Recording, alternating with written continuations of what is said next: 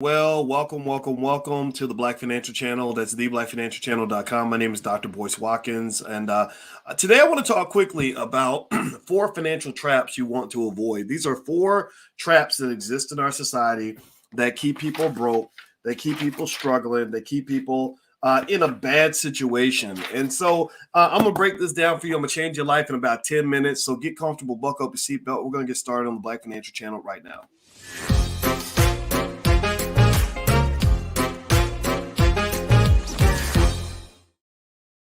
Hey, what's going on, guys? Welcome to the Black Financial Channel. That's theblackfinancialchannel.com. My name is Dr. Boyce Watkins. I am your friendly neighborhood finance professor. On the Black Financial Channel, we talk about Black wealth and economics every single day, sometimes as much as 10 times a day. And the condition is that we are Black first.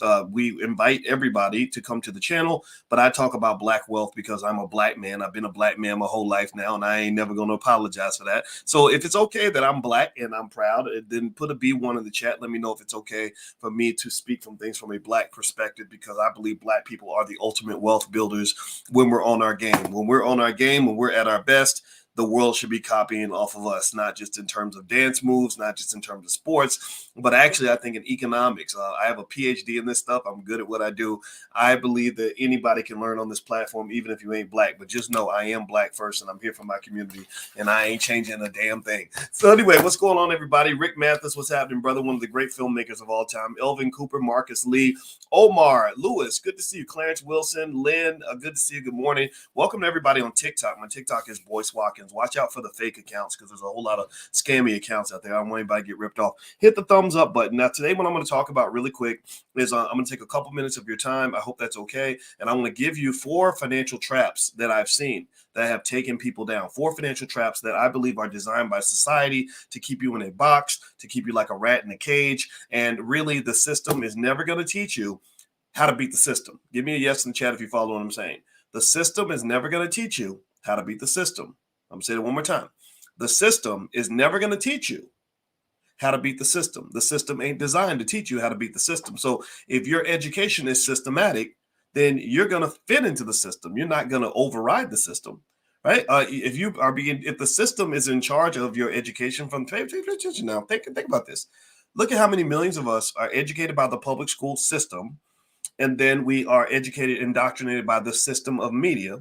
And then we're educated, indoctrinated by the system of corporate America in terms of consumerism, everything else, all those commercials they flood your brain with. And then we're educated by the system of colleges and universities that train you to go into another system, which is called the corporate plantation. How in the hell do you think you're going to beat the system when the system is preparing you and training you? The system serves itself. This is one of the first things you got to understand about capitalism in America.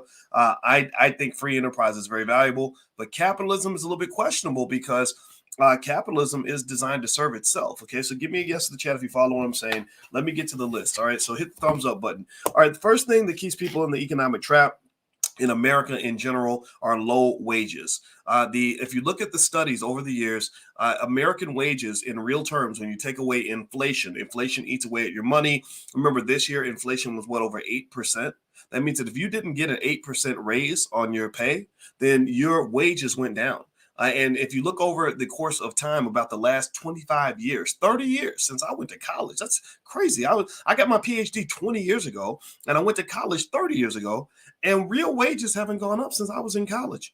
There are kids today making less money now than I made when I was in college. That's berserk. So low wages create a lot of economic stress. The system's not designed to give you the wages you deserve.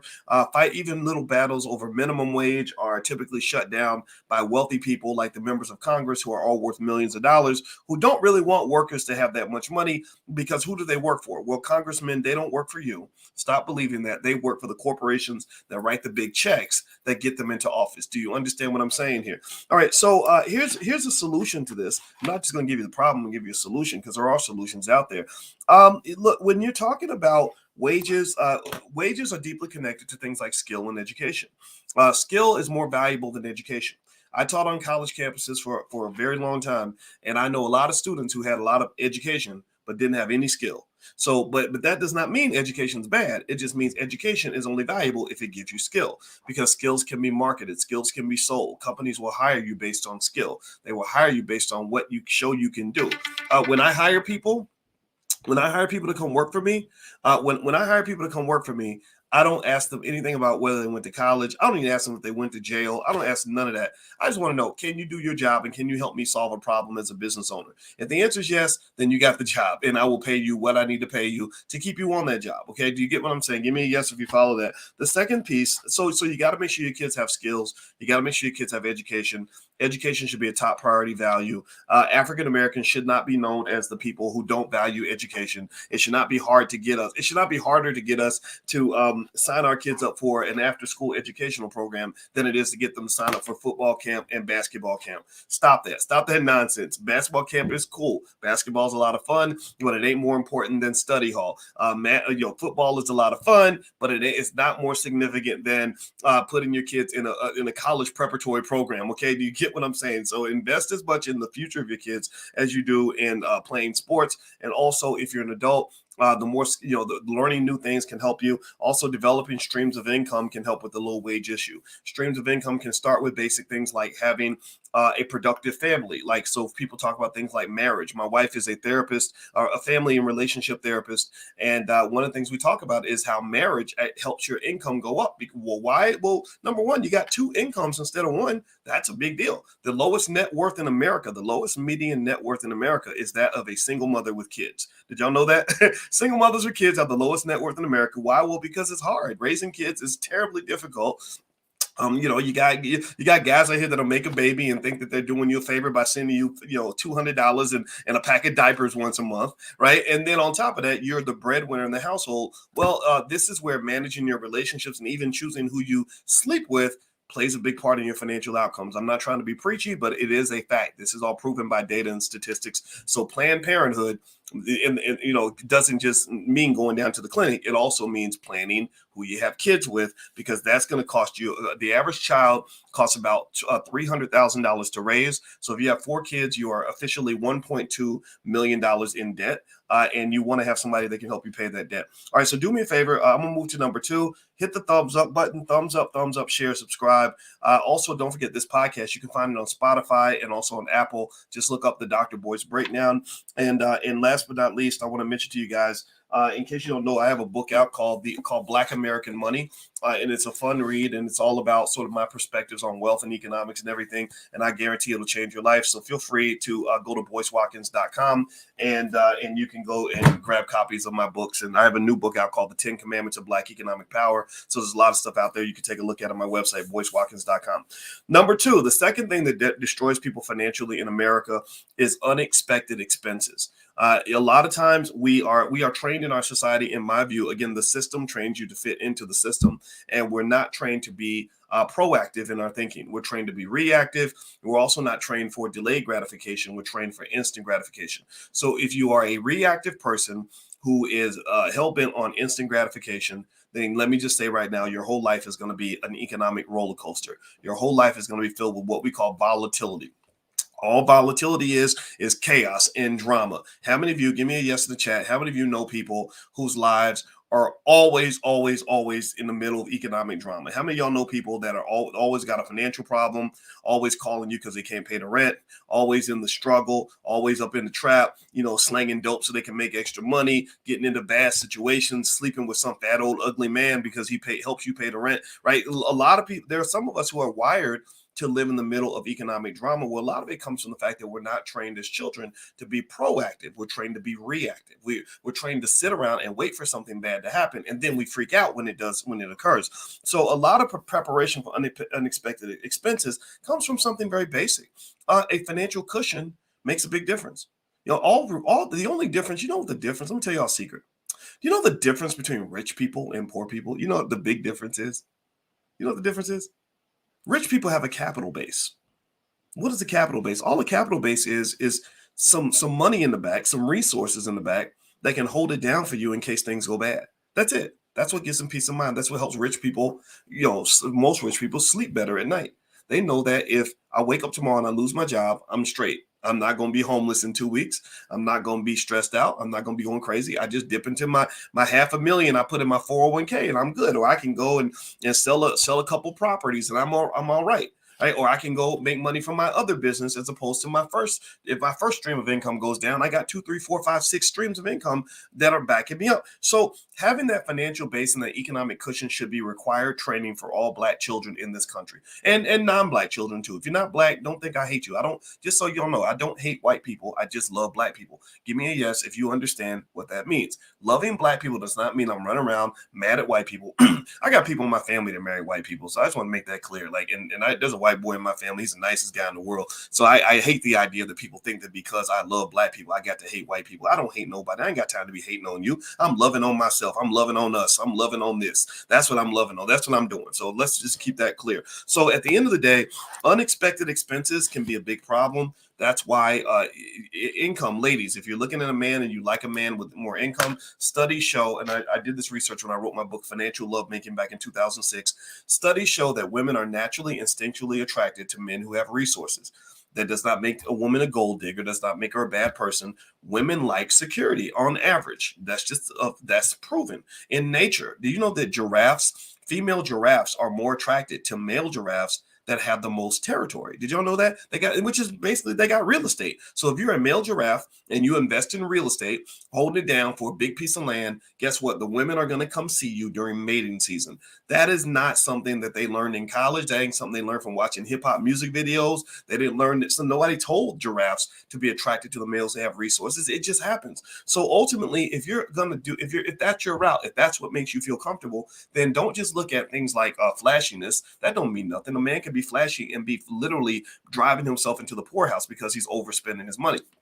Don't just look at income. Income is temporary. Look at wealth, financial security, net worth, assets minus liabilities. If you got more assets than your liabilities, then you win. Assets over liabilities is the determinant of a person's financial security, which is their ability to create economic tranquility by dealing with financial emergencies in an appropriate way. You got to be prepared for that. All right. Number 3, debt. Debt is another thing that keeps people in the financial trap. Debt is something that is controversial. Dave Ramsey believes debt is always bad. I don't believe that. Debt can actually be quite good if you know how to use it properly, but debt is like a fast race car. If you have a fast race car and you can't drive, then you're going to crash that thing and you'll kill yourself. But if you know how to drive, that fast race car will get you down the road faster than anything else on the road. So debt is something that says, look, if you use it responsibly, it can do great things for you. But if you use it irresponsibly, you get in trouble. The number one most irresponsible debt that kicks us in the butt financially and puts people in the trap and puts them on the corporate plantation for life is student loans. Universities, just again, the system only serves itself. The system of American universities took full advantage of another system called the federal government that created certain parameters under which student loans would be just outrageously large in terms of the amount of debt they were putting people in to go to college, because they kept increasing the price of tuition because they knew they had an endless supply of money. Now, I bet you that whatever city you live in, if you live near a major university, I guarantee you, if you go to that university right now, you're going to find that they are in a building expansion. They're buying up entire blocks. They're gentrifying Black neighborhoods. They're buying all the buildings everywhere. Why are they doing that? Well, because they've got so much money, and it's your money. They're taking your student loan debt. As a result, the student loan debt crisis is kicking in the butt. Give me a yes in the chat if you have been hit by student loans. Give me a yes if student loans are a problem. Student loans are the financial COVID. They literally are. They are literally a financial virus that has infected damn near half the country or more. Half of all Black college graduates default on their student loans. That's why most Black college graduates don't build any wealth before they die. Most Black college graduates will die in debt with a negative net worth. That is a problem, and that is why Black wealth is actually going down. I've analyzed this data. This is what we do in the Black Business School. In case you don't know, the Black Business School, we created the first ever Black financial therapy department. So I work with leading Black therapists and leading Black financial experts and bring them together, because we're studying intensely on the psychological barriers that keep us from building wealth in our families. And this is one of the things that we found in our studies. These are one of the things we've been analyzing in detail. And our goal is to help families eradicate this virus out of the system so that they're able to actually get ahead. Tonight, my wife, who is a licensed therapist and a full professor of social work, very, very few people actually achieve that goal, by the way. Very few Black women get PhDs and then become full professors. That's a really high level of achievement. So shout out to all the Black women that are getting it done. So my wife and I work together, and we're doing a session tonight, actually, where in our Black Family Wealth Love and Money Masterclass, we're going to talk tonight about financial conflicts. That's another barrier that keeps you from building wealth and building businesses together. Financial conflicts are huge because of the trauma that many of us experience as children. If you'd like to join us in this session, we won't just break down the problem. We always bring solutions. So feel free to go to my website, boycewatkins.com, and you can find the session there, or you can also go to loveandmoneymasterclass.com. We get started tonight, which is January 8th at 8 p.m. Eastern. And if you can't join us live, everything's recorded. You get access for life. So just go to boycewatkins.com. You can get access to all that. Now, number 4. So we mentioned low wages, unexpected expenses, and debt as 3 financial traps. Number 4 is a lack of education, a lack of economic intelligence, a lack of economic education, lack of economic training, a lack of financial literacy will ruin you. Now, I want you to process this for a minute. When you're born in America, especially, you're born in the middle of what I call economic warfare. Economic warfare is driven by this fact that economics and money are used to control people on a massive scale and on an individual scale. If you've ever, you know what I'm talking about, imagine, the financial abuse that might occur in relationships where one person is making a lot of money, the other person is struggling financially. Well, then they can terrorize you with the fact that they are the person who pays your bills. A lot of us work for people who are not Black. They terrorize us by basically controlling us, by threatening us, by cutting off our money supply if we get out of line. That's very political, right? So you're born in the middle of this game called economic warfare. Now, the thing about playing a game is that if you want to win the game, you have to understand the rules of the game. If you want to win a game, you've got to practice. You've got to be trained on how to play the game. If I want to win a Super Bowl and I have never seen a football and I don't know where the end zone's at and I don't know what a quarterback is, do you think that I'm going to win a Super Bowl if I don't know anything about football? Do you think that I'm going to win a Super Bowl if I have not ever gone to a football practice? Give me a yes or no. Can I win a Super Bowl if I've never, ever sat down and studied to play? Can I win a Super Bowl if I've never watched film of the opposition to know how to get the ball down to the end zone? Am I going to win a Super Bowl if every time I get the ball, I pass the ball to the other team? Right. And this is what is happening to Black people in this country in terms of why we get stuck in the space of financial insecurity, to be honest with you. This is the truth. We've had conversations about reparations. You guys may have seen me. I was at a reparations rally and I was one of the speakers. I'm 100% in favor of reparations. Right. So don't think I don't understand the history in terms of all the money that was stolen, all the things that were done to us. Don't think for 1 second I don't get that. But here's the problem. Here's the issue. I see a lot of people going into a game of economic warfare where they're completely untrained and unprepared to play that game. How in the world do you think you're going to win a Super Bowl when you don't even know how to throw a football? Or think about this. You throw the ball to the other team, meaning you take money, you get money. First thing you do is you hand it over to somebody who ain't Black. You hand it over to white society. And then you wonder, how did white people get all the money? Well, because you gave it to them. You gave it to them. Bernard Arnault is the richest man on earth right now. Bernard Arnault is richer than Elon Musk right now. He just overtook Elon Musk as the wealthiest man on the planet. Now, I'm going to tell you a little bit about Bernard Arnault. And I've talked about this a little bit on the podcast, but I want to readdress some of this. So do me a favor, by the way, please hit the thumbs up button. Thumbs up. Make sure you subscribe to the platform if you haven't done this yet. And also hit the notification bell so you'll be notified when we go live. My goal is to change your life in every podcast, and I promise you, I think I have the ability to do that. Bernard Arnault. Anybody know about Bernard Arnault? What does Bernard Arnault own? What brands does he own? He's the richest man on the planet. He's worth over, I think, almost $200 billion now. Bernard Arnault owns I'm going to name 3 brands. He owns many, many brands, but I'm going to name 3 of them. And I want you to ask me if you in the Black community are familiar with any of these brands. Give me a yes or no if you're familiar with any of these brands. The first brand is Louis Vuitton. Do Black people know anything about Louis Vuitton? Any of your favorite rappers ever marketed Louis Vuitton merchandise to you? Right. What else? He owns Moet. Anybody ever heard about Moet? The liquor Moet. Some people, we got people in our community that named their damn kids Moet. I kid you not. There are people in the Black community who've named their children after Bernard Arnault's brand. I don't get it. It's crazy to me, but whatever. Little Moet, and there's a lot of little Moets in elementary school somewhere in the 5th grade, and they call them out Moet, Hennessy. The third brand, that's the third brand, Hennessy. Anybody ever heard Black people talking about Henny, drinking the Henny? Anybody? Yes or no? Okay. So we probably contributed at least $5 to $10 billion toward the net worth of Bernard Arnault. I'm going to say probably 30 or 40 billion, because black people, we make everything cool. We have a lot of cultural capital. We make things cool. So when our rappers are rapping about Louis, Moet, and Hennessy, well, then everybody who's not black says, oh, well, black people are doing it, so we want to do it too. So ultimately, this is not Bernard Arnault's fault. I'm not sitting out here hating on this man. This man, he's smart. He's sitting back and he's collecting the money, and you're passing him the money. It's like he's the defensive back on the football team, and you're the quarterback, and you're throwing the ball straight to the defensive back. Well, of course he's going to catch the ball and do a pick six and run it into the end zone on you. Why wouldn't he do that? Why wouldn't he catch the ball if you're throwing it directly to him? So a lot of the decline in black wealth is a partnership. It is a partnership between black people and those who seek to exploit us. It is a recursive collaborative relationship. You have both plotted to make sure that black people never have any of the wealth.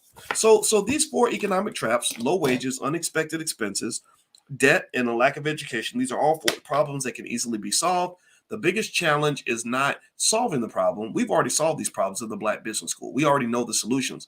The problem is implementing the solutions, the implementation. It is changing culture, changing habits.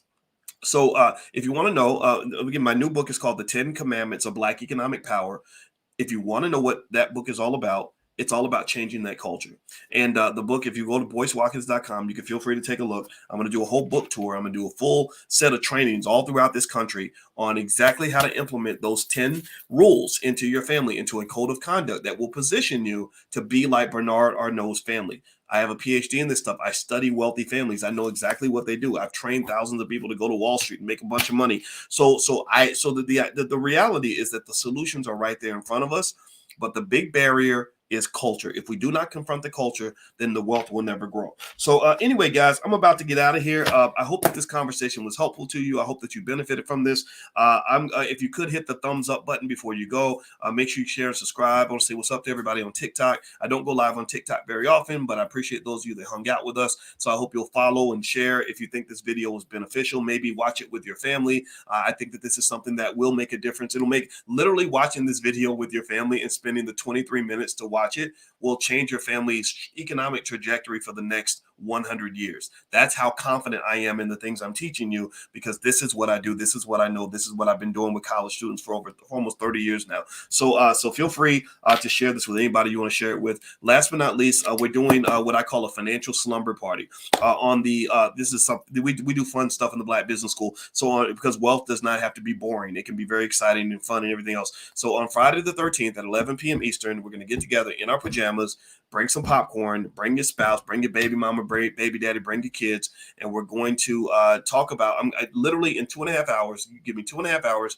I will turn you into the best investor in your family. You will know more about stock market investing than anybody in your family, assuming you have a normal family, and I can do that very quickly. So feel free to join us. If you want to register, just go to boycewatkins.com, look for the Financial Slumber Party link, and you can actually join us. And also another bonus is that you can buy one ticket and you can bring anybody in your house. So you can share this with anyone else that's in your family. So it's buy one, get 5 free. Okay. So feel free to join us. And I think it'll benefit you quite a bit. All right, everybody. Well, have a wonderful day. God bless you. Thank you all for listening. And I'll be back to talk to you soon. Take care now. Peace.